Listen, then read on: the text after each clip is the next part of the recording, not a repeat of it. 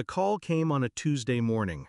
"We're so excited for the wedding at your beach house," my sister gushed, her voice sugar-coated with entitlement. My beach house, the place I bled for, sacrificed for, starved myself of vacations and luxuries just to own. And there she was, claiming it as if I'd signed it over. I didn't argue, I didn't correct her, I just let her words hang. And in that silence, the plan began forming. Hashtag.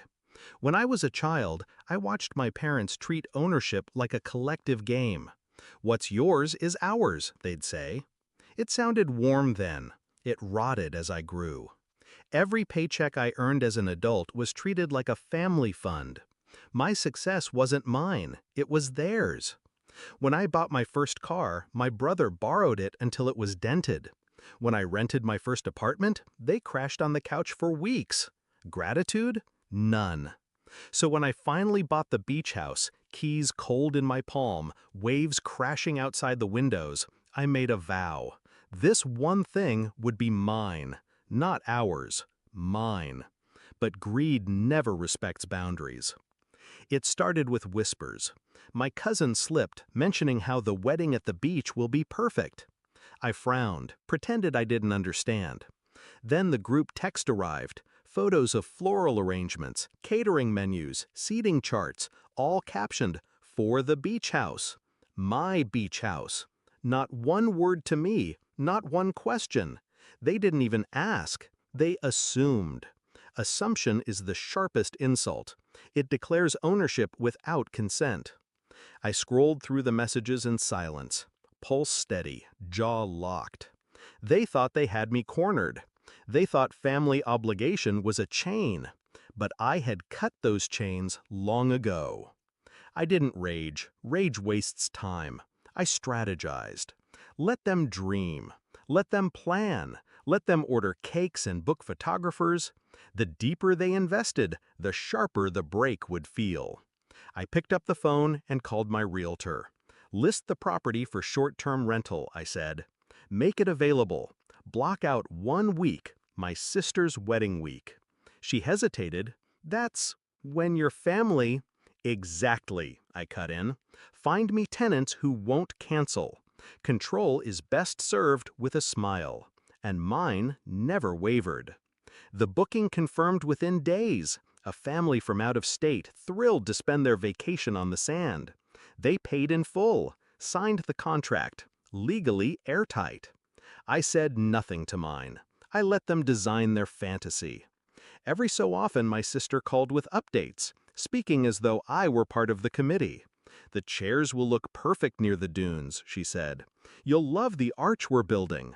I hummed politely, played along, even offered a fake laugh here and there. A wolf in calm clothing. Meanwhile, the new tenants sent me questions. "Where's the best seafood place? How close is the nearest market?" I answered each one with care. They weren't guests. They were pawns in a larger play. Setup day arrived. My family arrived in caravans, their trunks packed with decorations, coolers, and smug certainty. I wasn't there. I didn't need to be. The tenants were. They had arrived early, settled in, beach towels draped over the railing, music spilling faintly from a speaker. My sister stormed up the porch, confusion clouding her face. She rattled the door, only to find it locked from the inside.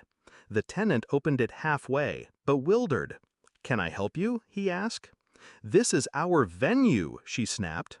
The man shook his head. "No, this is our rental, paid in full." Silence dropped heavy. Then chaos. Voices rose, panic laced with disbelief. They called me. I answered on the second ring.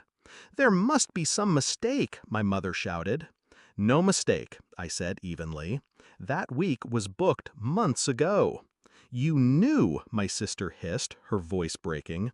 "Yes," I replied, calm, surgical. I knew. They demanded explanations. They accused me of betrayal. The irony almost made me laugh. "You never asked," I said. "You never once thought to treat it as mine. You took, as always." My sister's fiancé tried to bargain. We'll pay double to the renters. Not possible, I cut in. They have a contract. And unlike you, they respect agreements. On the other end, silence.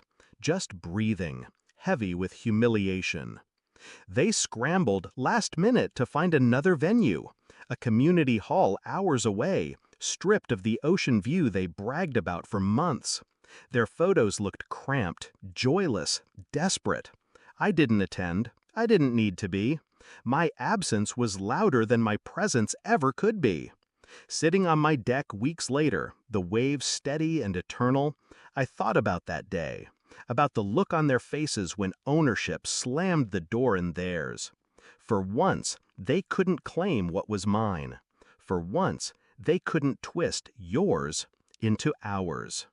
They wanted a wedding at my beach house. What they got was a reminder what's mine will never be theirs.